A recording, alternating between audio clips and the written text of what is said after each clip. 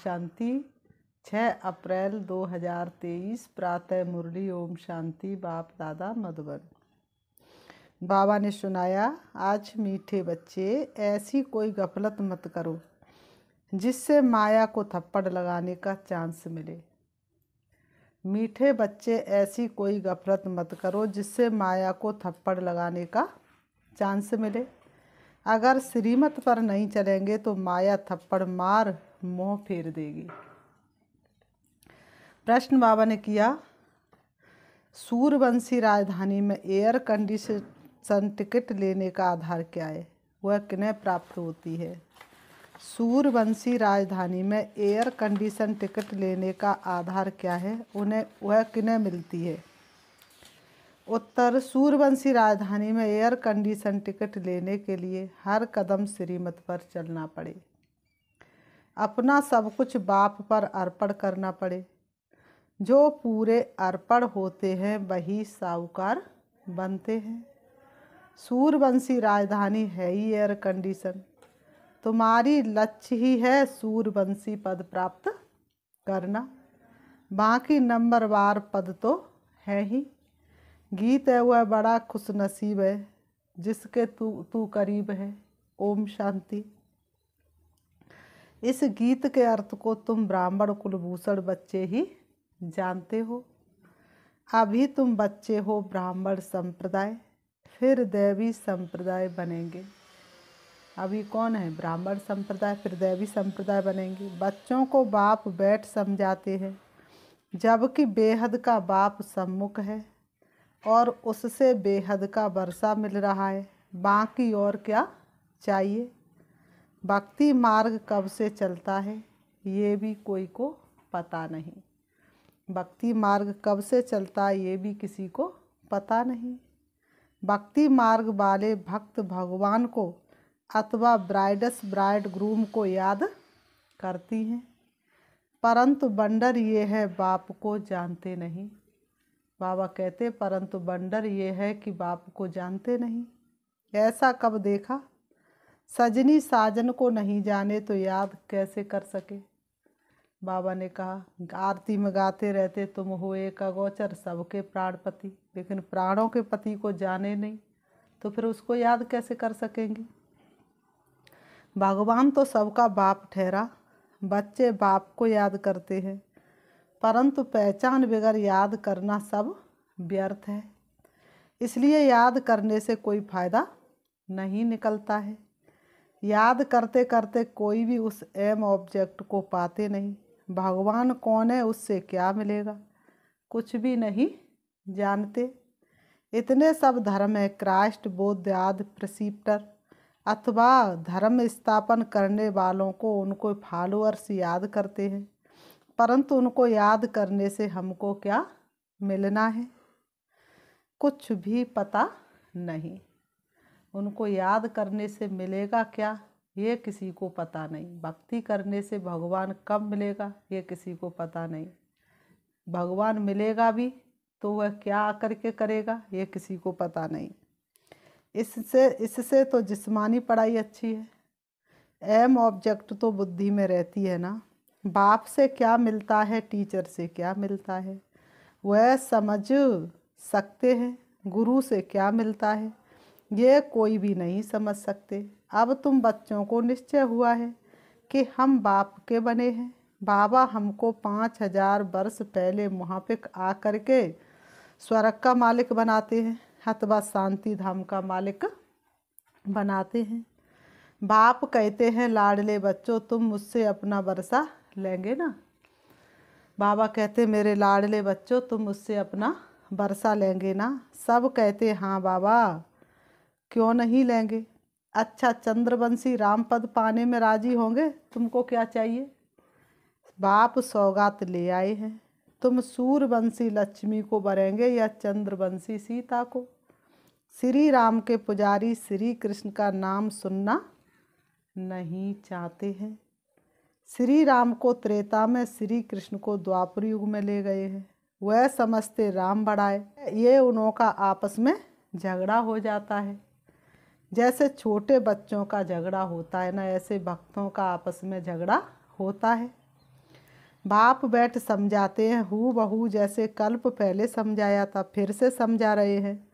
तुम फिर से आकर वर्षा ले रहे हो, तुम्हारी लक्ष्य है ही बेहद का वर्षा लेने की। वह है सूर्यवंशी राजपद, सेकंड ग्रेड है चंद्रवंशी।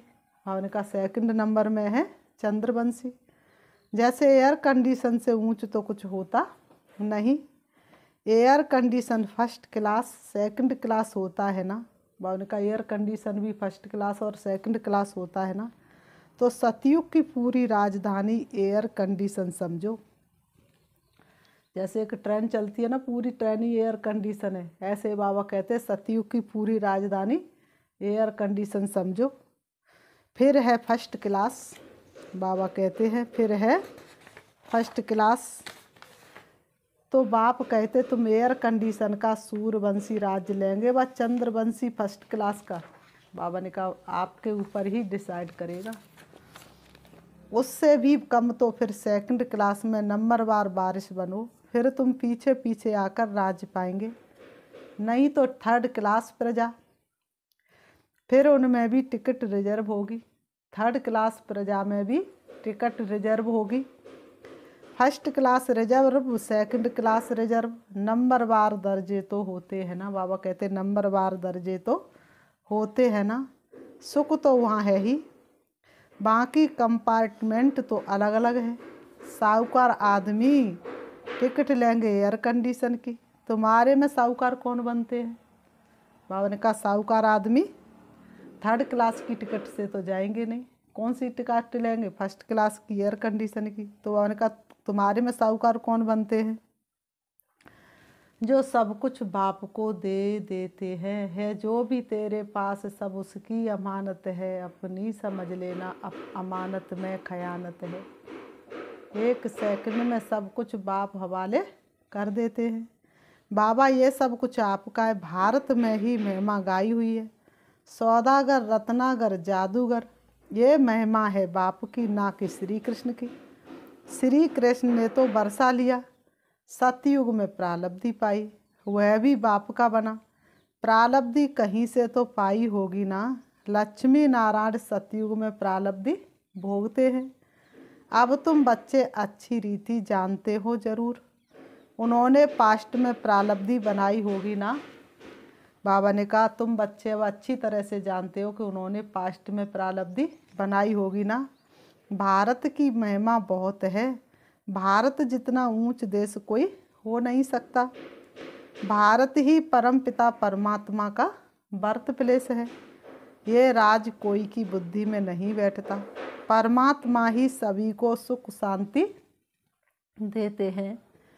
आधा कल्प के लिए भारत नंबर 1 तीर्थ है, परंतु गीता में नाम डाल दिया है किसका?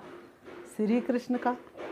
इसलिए इसका मर्तबा कम हो गया है, नहीं तो सभी मनुष्य उस बाप को ही मानते और कोई पर फूल चढ़ाते ही नहीं। गीता में अगर श्री कृष्ण का नाम नहीं डाला हुआ होता तो सब लोग बाप पर ही फूल चढ़ाते। बाबा ने कहा और बाप को ही मानते और किसी को मानते ही नहीं। सर्व का पतित पावन बाप उनका सोमनाथ मंदिर है, शिव पर ही सभी आकर माथा टेकते हैं। परंतु ड्रामा अनुसार एक बाप को भूलने से सृष्टि की हालत कैसी हो जाती है, इसलिए से बाबा आते हैं। कोई तो निमित्त बनते हैं ना। बाप कहते हैं शरीरी भाव, अपने को आत्मा निश्चय करो। मैं आत्मा किसकी संतान हूँ ये कोई जानते नहीं। बंडर है ना, कहते भी है ओ गॉड फादर रहम करो। शिव जयंती भी मनाते हैं, परंतु वह कब आए थे ये कोई को पता नहीं। ये 5000 वर्ष की बात है। बाबा कहते ये 5000 वर्ष की बात है। बाप ही आकर नई दुनिया सतयुग स्थापन करते हैं। सतयुग की आयु लाखों वर्ष तो है नहीं। बाप बच्चों को कितना सहज करके समझाते हैं। सिर्फ याद करो ग्रस्त व्यवहार में रहते कमल फूल समान बनो। विष्णु को ही सभी अलंकार दिए हैं, शंख भी दिया है, कमल पुष्प भी दिया है। वास्तव में देवताओं को ये अलंकार थोड़े ही दिए जाते हैं। ये कितनी गुहा गंभीर बातें हैं। है ब्राह्मणों के अलंकार, परंतु ब्राह्मणों को कैसे देवे? बाबा ने कहा आज ब्राह्मण है कल शूद्र बन पड़ते हैं, ब्रह्मा कुमार से शूद्र कुमार बन पड़ते, इसलिए ये अलंकार ब्राह्मणों को नहीं दिए जाते हैं। आज ब्रह्मा कुमार कुमारी कहलाते, कल ही फिर शूद्र कुमार कुमारी कहलाने लग जाते हैं। माया देरी नहीं करती है। अगर कोई गफलत की बात की, श्रीमत पर ना चला, बुद्धि खराब हुई तो माया अच्छी तरह चमाट मार मोह फेर देती है। इतनी ठगनी है। मनुष्य गुस्से में आकर कहते हैं ना, थप्पड़ मार मोह फेर दूंगा। अगर कोई गलती करता है तो मनुष्य क्या कहते हैं, थप्पड़ मार मोह फेर दूंगा। तो माया भी ऐसी है, बाप को भूले और माया 1 सेकंड में थप्पड़ लगाए मोह फेर देती है। जैसे 1 सेकंड में जीवन मुक्ति पाते, ऐसे 1 सेकंड में जीवन मुक्ति खत्म कर देते हैं। कितने अच्छे अच्छे को माया पकड़ लेती है, देखती है कि ये कहाँ गफलत में है तो झट थप्पड़ लगा देती है। बाप तो बच्चों का मोह पुरानी दुनिया से फेर कर नई दुनिया तरफ करते हैं। लौकिक बाप कोई गरीब होता है, पुरानी झोंपड़ी में रहता, फिर नया बनाते हैं तो बच्चे की बुद्धि में बैठ जाता है कि बस अब नया मकान तैयार होगा। बाबा ने कहा बच्चों की बुद्धि में बैठ जाता है कि अब नया मकान तैयार होगा, झोंपड़ी भूलती चली जाती है, सिर्फ नया मकान बुद्धि में घूमता है। हम बैठेंगे ये पुराना तोड़ देंगे। बाबा ने कहा तुम्हारी बुद्धि में भी कलयुग में रहते हुए, संगम पर बैठे हुए कौन से नज़ारे घूमते रहते, नई दुनिया के। तो बाबा ने कहा तुम्हारे लिए भी अब बाप ने हथेली पर बहश्त लाया है, वह बैकुंठ लाया है। कहते हैं लाडले बच्चे आत्माओं से बात करते हैं। इन आँखों द्वारा तुम बच्चों को देख भी रहे हैं। कश्मीर में ब्राह्मण लोग बहुत होते हैं, श्राद्ध आदि भी वहाँ खिलाते हैं। ब्राह्मण में आत्मा को बुलाते, ये सभी साक्षात्कार का राज रखा हुआ है। बाबा ने कहा ये सभी साक्षात्कार का राज रखा हुआ है। ऐसे नहीं कि आत्मा कोई से निकल कर आती है, अपने बड़ों की आत्मा को बुलाते, उनके लिए सभी कुछ तैयार रखते हैं। समझते फलाने की आत्मा आएगी, फिर उनसे पूछा भी जाता है। आगे आत्मा बोलती थी, थोड़ी ताकत थी आत्माओं में, तो आगे आत्मा बोलती थी। फिर उनसे पूछा जाता है आप राजी खुशी है, वह सुनाती है। ये भी ड्रामा अनुसार चलता है। बाबा ने कहा ये भी ड्रामा में नूंद है। कभी कभी बताते भी है मैंने फलाने घर में जन्म लिया। ये सब साक्षात्कार की रीति ड्रामा में बनी है जो रिपीट होती है। बाकी आत्मा कोई आती नहीं, बाकी आत्मा कोई आती जाती नहीं। आगे टेबल में भी बुलाते थे, बाबा को सभी अनुभव है। बाबा ने कहा आगे टेबल में भी बुलाते थे, बाबा को सभी अनुभव है। अब टेबल में तो आत्मा आ ना सके। जिसने जो कुछ किया वह ड्रामा में था, सो हुआ। ड्रामा को कितना अच्छी रीति पकड़ना पड़ता है। बाबा ने कहा जो ड्रामा के राज को जानते हुए कभी नाराज नहीं होते हैं। भोग लगाया जाता है, आत्मा को बुलाया जाता है, ये सभी ड्रामा में नूंद है, इसमें संशय की कोई बात नहीं। नए आदमी ने समझने के कारण, नए आदमी ना समझने के कारण मूझते हैं। बाप जादूगर भी है ना, समझाते मैं भी ड्रामा के बस हूँ। ऐसे नहीं ड्रामा के बगैर कुछ कर सकता हूँ, नहीं। बच्चे बीमार पड़ते, ऐसे नहीं मैं ठीक कर दूँगा, ऑपरेशन कराने से छुड़ा दूँगा, नहीं। कर्म भोग तो सभी को भोगना ही है। बाबा कहते नहीं, कर्म भोग तो सबको भोगना ही है। तुम्हारे ऊपर तो बोझा बहुत है क्योंकि तुम सभी से पुराने हो। बाबा कहते तुम्हारे ऊपर बोझा बहुत है क्योंकि तुम सभी से पुराने हो। सतो प्रधान से एकदम तवो प्रधान बने हो, इसलिए 84 जन्मों का हिसाब किताब अभी चुकतू होना है। अब तुम बच्चों को बाप मिला है तो बाप से वर्षा लेना चाहिए। तुम जानते हो कल्प कल्प हम ड्रामा अनुसार बाप से वर्षा लेते हैं।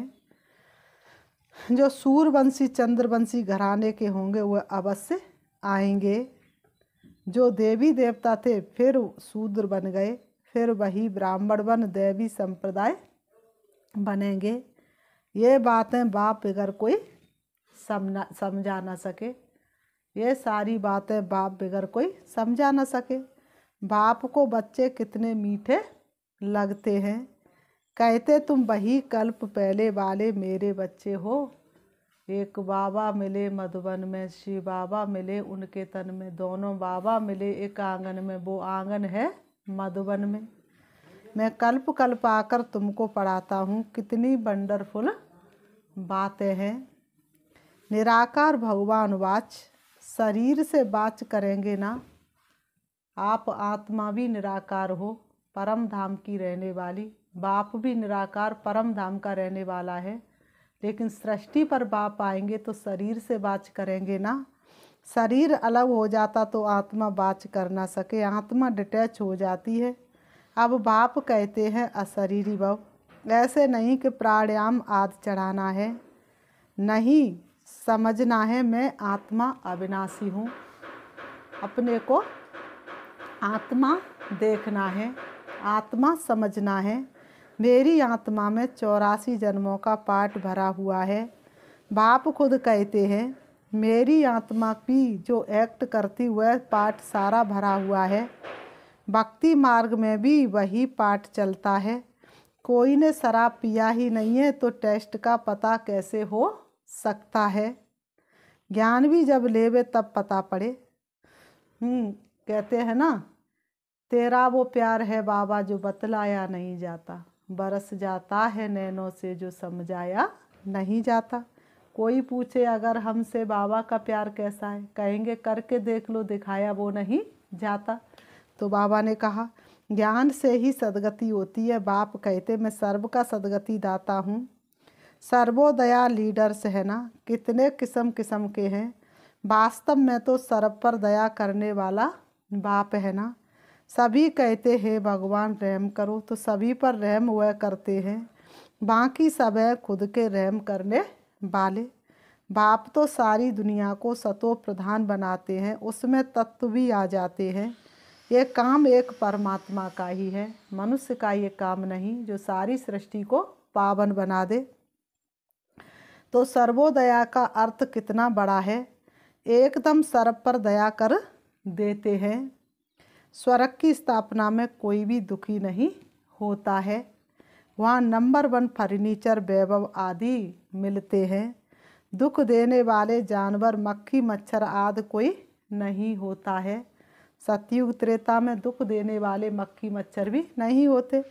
यहाँ भी बड़े आदमी के घर में कितनी सफाई होती है, कभी तुम मक्खी नहीं देखेंगे, कोई मच्छर घुस ना सके। स्वर्ग में कोई की ताकत नहीं जो ऐसे गंद, बाबा ने कहा स्वर्ग में कोई की ताकत नहीं जो ऐसे गंद करने वाली कोई चीज़ हो नहीं। नेचुरल फूलों आदि की खुशबू रहती है। तुमको सूक्ष्म वतन में शिव बाबा सूबी रस भी पिलाते हैं। अब सूक्ष्म वतन में तो कुछ है नहीं, ये सभी साक्षात्कार है। बैकुंठ में कितने अच्छे फल बगीचे आदि होते हैं, सूक्ष्म वतन में थोड़े ही बगीचा रखा है। ये है सभी साक्षात्कार। यहाँ बैठे हुए तुम सभी साक्षात्कार करते हो। गीत भी बड़ा फर्स्ट क्लास है। तुम जानते हो हमको बाप मिलाए और क्या चाहिए। आप बाबा सदा साथ है, अब हमें और क्या चाहिए। बेहद के बाप से बेहद का बरसा लेते हैं तो बाप को याद करना चाहिए। बाप की मत मशहूर है, श्रीमत से हम श्रेष्ठ से श्रेष्ठ बनेंगे। सन्यासी कहते ये काग विष्टा समान सुख है, परंतु उनको ये पता नहीं है कि सतयुग में सदैव सुख था। छोटेपन में ये राधे कृष्ण हैं, इनके चरित्रार्थ कुछ है नहीं। स्वर्ग के बच्चे होते ही अच्छे हैं, भल करके मुरली से डांस आदि करते होंगे, बाकी ज्ञान नहीं सुनाते। श्री कृष्ण को मुरली दी है तब भला सरस्वती कहाँ गई। सरस्वती को तो सितार देते तो बड़ी हुआ ठहरी ना। ये सब है भक्ति मार्ग गुड़ियों का खेल। देवी देवताओं की मूर्ति बनाकर पूजा आदि करके फिर डुबो देते हैं। इस पर तुम्हारा एक गीत भी बना हुआ है। इसको कहा जाता है, क्या कहा जाता है? Blind faith. खुद ही भगवान को बनाया, खुद ही डुबो दिया, तो इसको ब्लाइंड फेथ कहेंगे ना।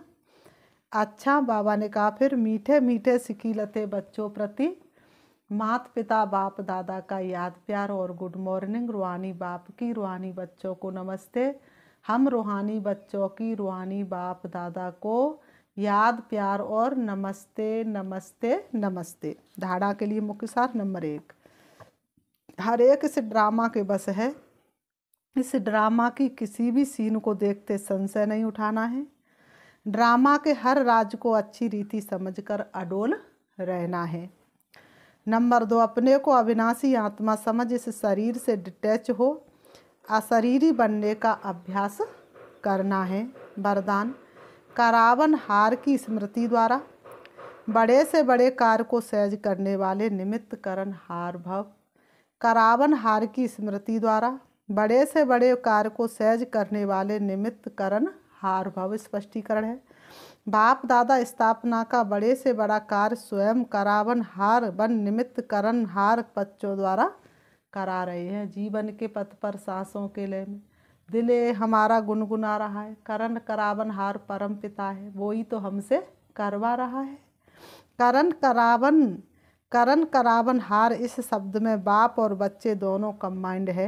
हाथ बच्चों का और काम बाप का है। हाथ बच्चों का और काम बाप का है। हाथ बढ़ाने का गोल्डन चांस बच्चों को ही मिला है, लेकिन अनुभव यही करते हो कि कराने वाला करा रहा है, निमित्त बनाए चला रहा है। हर कर्म में करावन हार के रूप में साथी है। स्लोगन, ज्ञानी तू आत्मा वह है जो अर्जी डालने के बजाय सदा राजी रहे। ज्ञानी तू आत्मा वह है जो अर्जी डालने के बजाय सदा राजी रहे। अच्छा, ओम शांति। अभी हम प्यारे बाबा को 5 मिनट याद करेंगे, देखेंगे अपने आप को। मैं सर्व प्राप्ति संपन्न आत्मा हूँ। मैं संपूर्ण ब्राह्मण आत्मा हूँ।